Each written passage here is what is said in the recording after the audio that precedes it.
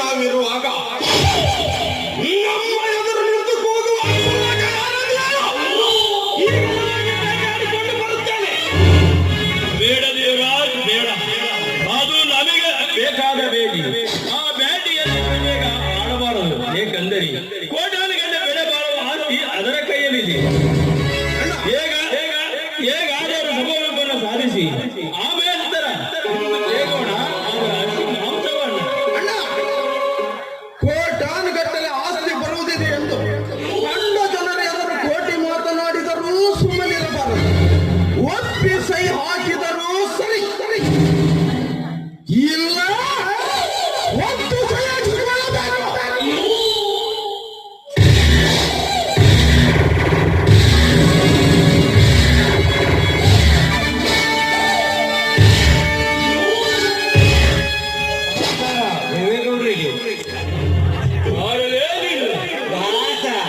ದೇವದಾಸ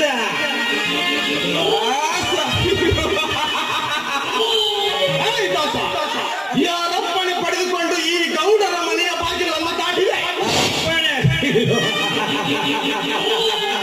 ದೇವರಾಜ, ನಿನ್ನ ಅಪ್ಪಣೆಯನ್ನು ಪಡೆದುಕೊಂಡು ನೀನು ಏನಂತೆ ಕೇಳಿಕೊಂಡು ಬಿದ್ದಿರುವುದಕ್ಕೆ ನಾನೇನು ನಿನ್ನ ಮನೆ ಗುಲಾಮನಲ್ಲ, ಗುಲಾಮನಲ್ಲ.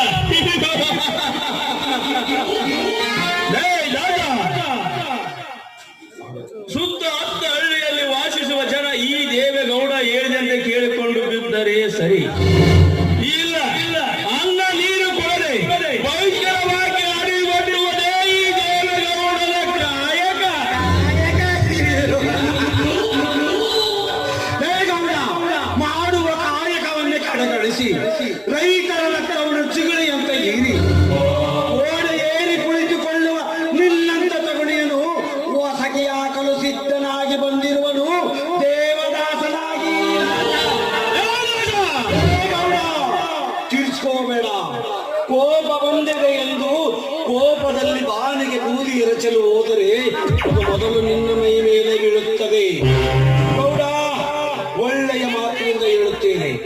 ಆ ವಿಜಯನಿಗೆ ಆಗುವ ನೌಕರಿಯನ್ನು 2 ಲಕ್ಷ ಲಂಚ ಕೊಟ್ಟು ನಿನ್ನ ಅಕ್ಕನ ಮಗನಿಗೆ ಕೊಡಿಸಿದ್ದೀನಿ.